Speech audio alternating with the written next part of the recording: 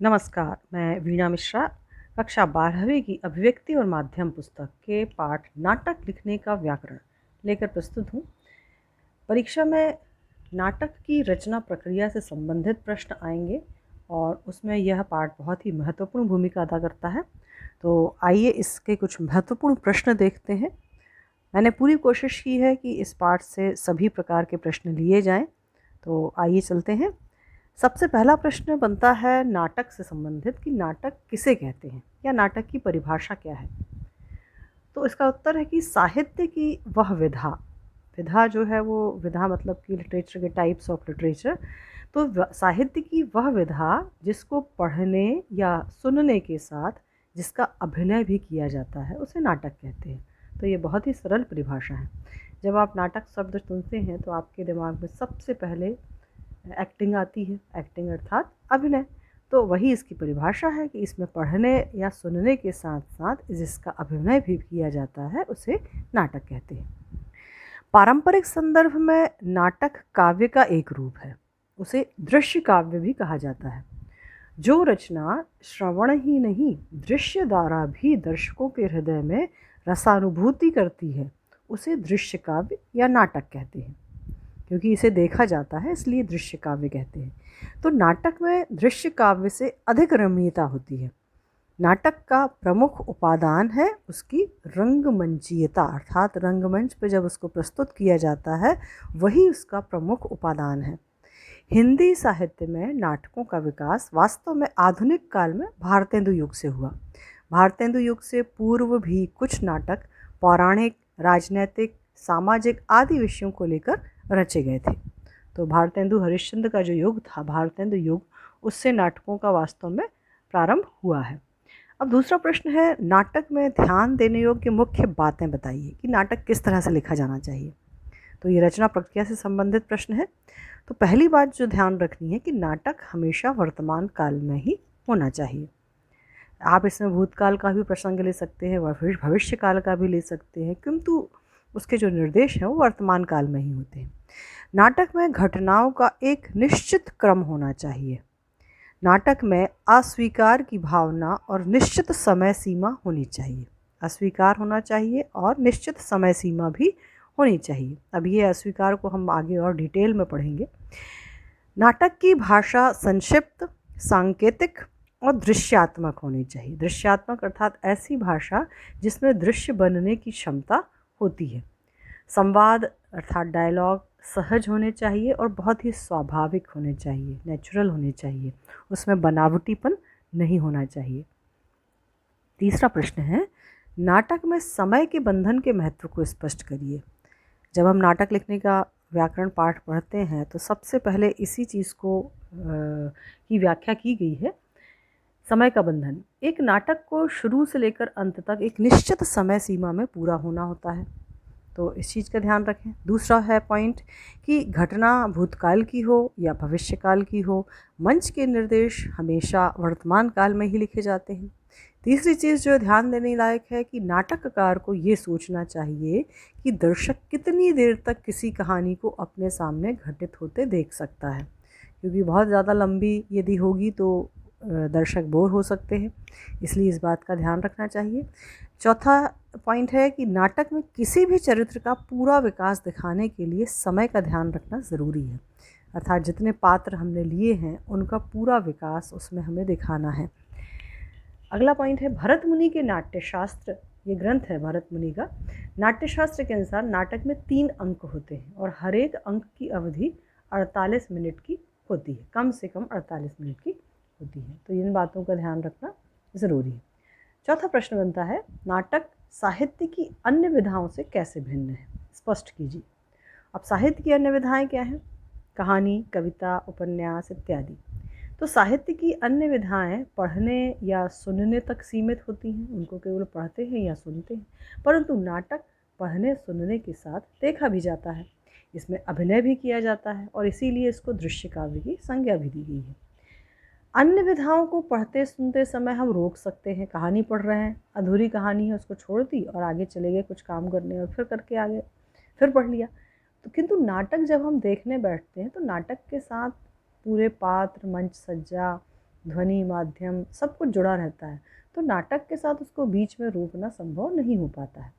अन्य विधाओं में वर्णन घटित होता है, अर्थात जब हम कहानी पढ़ते हैं तो उसमें कोई घटना घटित होती हुई वर्णन में दिखाई जाती है, किंतु नाटक में कहानी सचमुच आंखों के सामने घटित होती है। तो ये अंतर है। पांचवा प्रश्न है, नाटक के तत्वों का वर्णन कीजिए। तो देखिए, नाटक के भी तत्व हैं, कहानी के भी तत्व हैं। कुछ तत्व जो हैं वो दोनों में समान हैं। तो आप जब नाटक और कहानी के तत्व पढ़ें तो उन्हें दोनों को आमने सामने रख के थोड़ा ध्यान से देखें कि कौन से तत्वों की भिन्नता है। और इसमें हर एक तत्व पे एक अलग से प्रश्न भी आ सकता है, जो हमने अभी आगे भी देखे हैं। तो हर एक तत्व को हम यहाँ एक सामूहिक रूप से एक प्रश्न में ले रहे हैं और फिर उनको व्यक्तिगत रूप से अलग अलग भी देखेंगे। ठीक है। तो नाटक के 6 तत्व हैं। पहला तत्व है कथ्य या कथानक। आपको कभी कहा जाता है कि चलो आप फिल्म देख के आए हो, क्या स्टोरी है, तो आप ऐसा तो नहीं है कि स्टोरी आप पूरी 3 घंटे में सुनाते हैं, आप उसको एक शॉर्ट में आप उसको बता देते हैं। तो वही चीज़ होती है कथ्य या कथानक। तो नाटक के लिए एक कथ्य होना ज़रूरी होती है। नाटक में किसी कहानी के रूप को किसी शिल्प या संरचना के अंदर पिरोना होता है। इसके लिए नाटककार को शिल्प या संरचना की पूरी समझ, जानकारी या अनुभव होना चाहिए। इसके लिए पहले घटनाओं, स्थितियों, दृश्यों का चुनाव कर उनको क्रम में रखना चाहिए, ताकि कथा का विकास शून्य से शिखर की ओर हो। तो नाटक लिखने के पहले घटनाएं बांट लेना चाहिए, दृश्य बांट लेना चाहिए कि कितने दृश्य बनेंगे, किस प्रकार की मंच सज्जा होगी। तो कथ्य या कथानक इसलिए ज़रूरी होता है। दूसरी चीज़ है संवाद, अर्थात डायलॉग। नाटक का सबसे महत्वपूर्ण और सशक्त माध्यम होता है उसका संवाद। संवाद ही वह तत्व है जो सशक्त नाटक को अन्य कमज़ोर नाटकों से अलग करता है। कभी कभी आप देखते होंगे कि किसी फिल्म के डायलॉग बहुत चल जाते हैं और वो डायलॉग इतने फेमस होते हैं कि लोगों की ज़ुबान पर चढ़ जाते हैं। तो इस तरह से नाटक को अन्य विधाओं से यदि अलग करने की क्षमता है तो वो संवादों में है। और संवाद ही है जो किसी नाटक को बहुत सशक्त बनाते हैं, किसी को कमज़ोर कर देते हैं। संवाद जितने सहज और स्वाभाविक होंगे उतना ही वे दर्शकों के मर्म को स्पर्श करेंगे, उसके हृदय को स्पर्श करेंगे। इसलिए सहज और स्वाभाविक होनी चाहिए। तीसरी चीज़ है भाषा। नाटक का प्राण तत्व है। एक अच्छा नाटककार अत्यंत संक्षिप्त तथा सांकेतिक भाषा का प्रयोग करता है, और वो जो भाषा है वो वर्णित ना होकर क्रियात्मक अधिक होती है, अर्थात केवल वर्णन ना हो, वो तो कहानी में होता है। इसमें क्रियात्मक भाषा होनी चाहिए। जैसे अभी आपने पढ़ा कि दृश्यात्मकता होनी चाहिए। तो एक अच्छा नाटक वही होता है जो लिखे गए शब्दों से ज़्यादा वह ध्वनित करे जो लिखा नहीं गया है, अर्थात जो नाटक में स्क्रिप्ट में नहीं लिखा गया है वह भी उसमें दिखाया जा सके, ऐसी भाषा उसमें होनी चाहिए। अगला है पात्र या चरित्र, चरित्र चित्रण भी कह सकते हैं। नाटक को सशक्त बनाने में चरित्र का विशेष योगदान है। आपको कभी कभी कोई कैरेक्टर या कोई पात्र याद रह जाते हैं कि अरे वो इतना सशक्त किरदार था, इतना अच्छी एक्टिंग किया। तो अतः नाटक लिखते समय ये अत्यंत आवश्यक है कि नाटक के पात्र या उनके चरित्र सपाट और सतही ना होकर स्थितियों के अनुरूप क्रियाओं और प्रतिक्रियाओं को व्यक्त करने वाले होने चाहिए। तो यही होता है कि कभी कभी किसी फिल्म के किरदार हमें हमेशा याद रहते हैं, क्योंकि वो अपनी स्थिति में पूरी तरह से ढल चुके होते हैं। अगला है देशकाल या वातावरण। इसमें देशकाल या वातावरण वो चीज़ है कि यदि आपने किसी क्षेत्र विशेष की फिल्म बनाई है या नाटक रचा है तो वहाँ का परिवेश, वहाँ की मंच सज्जा, वहाँ की वेशभूषा, सब कुछ, वहाँ की भाषा, सब कुछ वैसी ही दिखाई देनी चाहिए। तो नाटक में इस तत्व का निर्वाह अभिनय से, दृश्य विधान से, पात्रों की वेशभूषा से, आचार विचार से, संस्कृति से, रीति रिवाज आदि के द्वारा होता है। देशकाल के प्रयोग से नाटक जीवंत हो उठते हैं। सफल नाटककार दृश्य विधान, मंच व्यवस्था, वेशभूषा और अभिनय आदि के द्वारा सजीव वातावरण की सृष्टि कर लेता है। तो इस चीज़ का बहुत ध्यान रखना ज़रूरी है कि यदि स्कूल का दृश्य फिल्माया जा रहा है तो बैकग्राउंड में स्कूल की बिल्डिंग हो, बच्चों के झूले हों, ब्लैक बोर्ड हों, ये सब चीज़ें होती हैं तो समझ में आता है कि हाँ स्कूल ही है। और यदि आप पीछे नॉर्मल टाइप घर दिखाएंगे तो वो स्कूल का वातावरण नहीं कहलाएगा। तो इन सब चीज़ों का ध्यान रखना ज़रूरी है। उद्देश्य, प्रत्येक कृति का कोई ना कोई उद्देश्य होता है। वैसे भारतीय शास्त्र में पुरुषार्थ चतुष्टय अर्थात धर्म अर्थ काम और मोक्ष को नाटक का मुख्य उद्देश्य माना जाता है। नाटक का एक अन्य उद्देश्य होता है रस की अनुभूति कराना, अर्थात नाटक देखकर उसमें जो भी रस है उसकी अनुभूति दर्शकों को होनी चाहिए। सरल भाषा में नाटक का उद्देश्य है ज्ञान आधारित मनोरंजन करवाना। तो ये हो गए इसके 6 तत्व। इनको आप अलग अलग प्रश्न के रूप में भी तैयार कर सकते हैं। आइए इसी से संबंधित 2-3 प्रश्न देखते हैं। जैसे नाटक के तत्वों में भाषा और कथ्य को स्पष्ट करिए। अब देखिए इसमें केवल तत्व कौन सा पूछा है, भाषा और कथ्य। नाटक में बोले जाने वाले शब्दों को नाटक का शरीर कहा जाता है। नाटककार को संक्षिप्त व सांकेतिक भाषा का प्रयोग करना चाहिए जिसमें दृश्य बनाने की क्षमता हो, अर्थात दृश्यात्मक हो, क्रियात्मक भाषा हो और व्यंजना अधिक हो। नाटक की कहानी को किसी संरचना में पिरोना चाहिए। नाटक का कथ्य 3 भागों में बटा होना चाहिए, आरंभ, मध्य और अंत। इसमें घटनाओं और दृश्यों के क्रम तय होने चाहिए। तो पहले देखो 3 लाइन में भाषा बता दी और लास्ट की 2 लाइन में कथ्य के बारे में बता दिया। कथ्य अर्थात कथानक, ये कथानक 3 भागों में बटा होना चाहिए, आरंभ, मध्य और अंत। तो ये देखिए इसमें प्रश्न आते हैं 2 नंबर के और 3 नंबर के। तो 2 नंबर के आते हैं तो उसकी वर्ड लिमिट थोड़ी कम होती है और 3 नंबर के आते हैं तो वो 60 शब्दों के होते हैं। तो अभी हमने इनको अलग एक साथ पढ़ भी लिया है, तो आप उससे से कुछ पॉइंट्स इसमें ला सकते हैं और शब्द सीमा बढ़ा भी सकते हैं जिस तरह के भी प्रश्न आए उसके अनुरूप।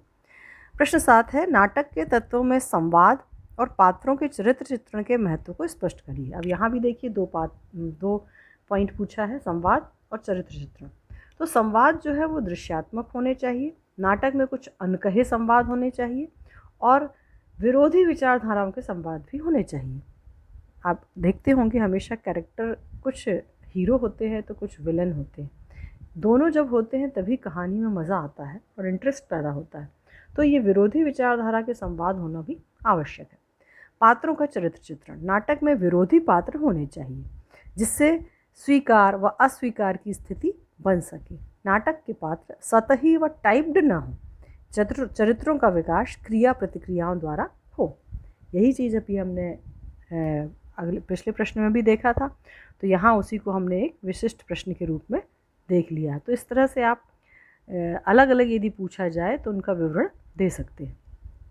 अब यहाँ देखते हैं, देखिए संवाद योजना।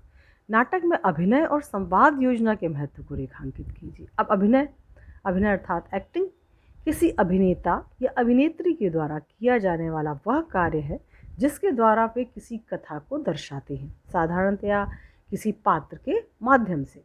अभिनय का उद्देश्य ही होता है किसी पद या शब्द के भाव को मुख्य अर्थ तक पहुंचा देना, अर्थात दर्शकों के हृदय को भाव या अर्थ से अभिभूत करना।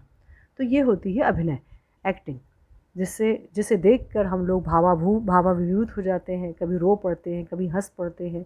तो ये अभिनय का महत्व है। संवाद, नाटक में संवाद नाटककार के पास अपनी ओर से कहने का कोई अवकाश नहीं होता। नाटककार अपनी ओर से कुछ नहीं कहता, वह संवादों के द्वारा ही वस्तु का उद्घाटन करता है, अर्थात कोई भी घटना या वस्तु दिखाता है। पात्रों के चरित्र का विकास करता है। पात्रों के कैरेक्टर भी संवादों के जरिए ही हमारे सामने उजागर होते हैं। अतः इसके संवाद सरल, सुबोध, स्वाभाविक और पात्रों के अनुकूल होने चाहिए। अगला प्रश्न है कहानी और नाटक में क्या क्या समानताएं होती हैं। तो समानताएं देखिए, कहानी का केंद्र बिंदु होता है, वैसे ही नाटक में भी कथानक नाटक का केंद्र बिंदु होता है, कथानक दोनों में होता है। कहानी में केवल एक कहानी होती है, उसी तरह नाटक में भी एक कहानी होती है। इसमें कई पात्र होते हैं और परिवेश होता है और जो कहानी लेखन के लिए महत्वपूर्ण है, वैसे ही नाटक में भी होता है। तो ये समानताएं हैं। नाटक में स्वीकार और अस्वीकार की अवधारणा का तात्पर्य क्या होता है। तो ये प्रश्न बहुत ही इम्पॉर्टेंट है। अब इसको आप एक अन्य तरीके से समझ लें, आपको लगेगा ये स्वीकार क्या है और अस्वीकार क्या है। जब 2 पात्र होते हैं, एक किसी बात को स्वीकार करता है और दूसरा उसको अस्वीकार करता है, अर्थात विरोधी विचारधाराओं का होना ज़रूरी है, तभी कहानी आगे बढ़ती है, इंटरेस्टिंग बनती है। अब आप देखिए फिल्म में हीरो है, विलन है, यदि दोनों नहीं होंगे तो कहानी में मज़ा नहीं आएगा। विलन की स्टोरी होगी तो भी अच्छी नहीं लगेगी। तो ये दोनों चीज़ें होनी ज़रूरी हैं। तो नाटक स्वयं में एक जीवंत माध्यम है। इसमें स्वीकार तत्व व अस्वीकार तत्व बहुत ही महत्वपूर्ण भूमिका निभाते हैं। स्वीकार तत्व के आने से नाटक सशक्त हो जाता है। हमेशा अस्वीकार तत्व का नाटक में स्वीकार तत्व से ज़्यादा महत्व होता है। जब दो पात्रों के चरित्र आपस में मिलते हैं और विचारों का आदान प्रदान करते हैं, तब टकराहट होना आम बात है। प्रतिरोध, अब देखिए अस्वीकार की बात। प्रतिरोध, असंतुष्टि और अस्वीकार जैसे नकारात्मक तत्व नाटक में महत्वपूर्ण भूमिका निभाते हैं। रंगमंच प्रतिरोध का सबसे सशक्त माध्यम है। वह कभी भी यथास्थिति को स्वीकार कर ही नहीं सकता। इस कारण उसमें अस्वीकार की स्थिति भी लगातार बनी रहती है। इनके समावेश से ही नाटक को सशक्त बनाया जाता है। नाटक और रंगमंच जैसी विधा का सृजन मूलतः अस्वीकार के भीतर से ही होता है। तो स्वीकार वो आप उस कैरेक्टर के रूप में ले सकते हैं जो सकारात्मकता दर्शाता है, और अस्वीकार आप उस कैरेक्टर के रूप में ले सकते हैं जो नकारात्मकता दर्शाता है। ठीक है, तो ये दोनों चीज़ें ज़रूरी होती हैं। अब देखते हैं कहानी और नाटक में अंतर क्या है। अभी हमने समानताएं पढ़ी थी। तो कहानी ऐसी गद्य विधा है जिसकी संरचना छोटी होती है, किंतु नाटक की संरचना बड़ी होती है। इसका मंचन किया जा सकता है। कहानी का संबंध केवल लेखक और पाठकों से होता है, जबकि नाटक का संबंध लेखक, निर्देशक, दर्शक, श्रोताओं से होता है। कहानी कही जाती है, पढ़ी जाती है, किंतु नाटक देखा भी जाता है। तो ये अंतर है इसमें। अगला प्रश्न है, नाटक की कहानी बेशक भूतकाल या भविष्यकाल से संबद्ध हो, तब भी उसे वर्तमान काल में ही घटित होना पड़ता है। इस धारणा के पीछे क्या कारण है? तो अभी हमने इस पर चर्चा की थी कि नाटक की कहानी आप किसी पौराणिक ग्रंथ से ले सकते हैं, इतिहास से उठा सकते हैं, या भविष्यकाल से भी ले सकते हैं। तो नाटक को दर्शकों के सम्मुख प्रस्तुत किया जाता है। नाटक को दर्शकों द्वारा एक निश्चित समय सीमा में एक ही स्थान पर देखना होता है। तो वर्तमान काल में यदि नाटक होगा तो दर्शक उससे दर्शकों की भावानुभूति जुड़ जाएगी और वो रसानुभूति कर पाएगा। इसलिए नाटक के मंच निर्देश वर्तमान काल में ही लिखे जाते हैं। इन्हीं कारणों से नाटक की कहानी बेशक भूतकाल या भविष्यकाल से संबद्ध हो, पर उसे वर्तमान काल में ही घटित होना पड़ता है।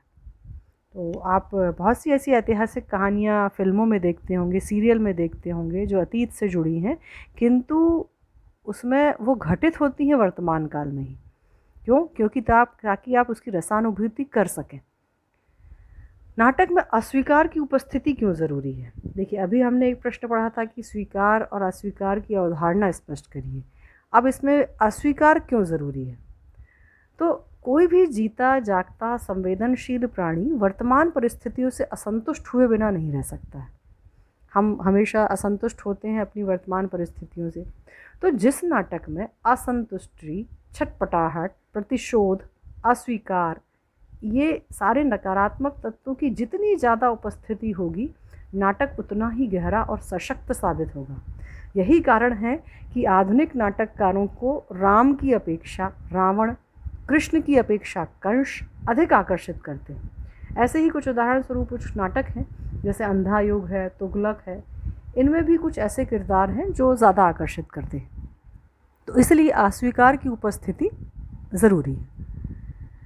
लास्ट प्रश्न है कि आज हिंदी के नाटककारों के पास शिल्प की दृष्टि से कौन कौन से विकल्प हैं? शिल्प अर्थात बनावट। नाटक किस किस प्रकार के लिखे जा सकते हैं? तो बहुत से विकल्प हैं। पहला जैसे कि संस्कृत या शास्त्रीय नाटक, जैसे अभिज्ञान शाकुंतलम हो गया। दूसरा है लोक नाटक। इसका कोई लिखित स्क्रिप्ट नहीं होता है, ये मौखिक ही होता है लोक नाटक। तीसरा है पारसी नाटक, जिसमें शेरो शायरी, गीत संगीत, अतिरंजित संवादों पर आधारित होते हैं ये नाटक। अगला है यथार्थवादी नाटक, जो गद्य पर आधारित होता है। और लास्ट है नुक्कड़ नाटक, जो स्ट्रीट प्ले के नाम से भी जाना जाता है, जो गलियों और चौराहों में जो समस्याएं हैं, तात्कालिक समस्याएं, समकालीन समस्याएं, उन पर रचे जाते हैं। तो ये इतने प्रकार के शिल्प की दृष्टि से हमारे सामने विकल्प आज मौजूद हैं। तो उम्मीद है नाटक के संबंध में आपको सभी प्रश्नों के उत्तर मिल चुके होंगे। आगे हम जुड़ेंगे कहानी का नाट्य रूपांतरण। धन्यवाद।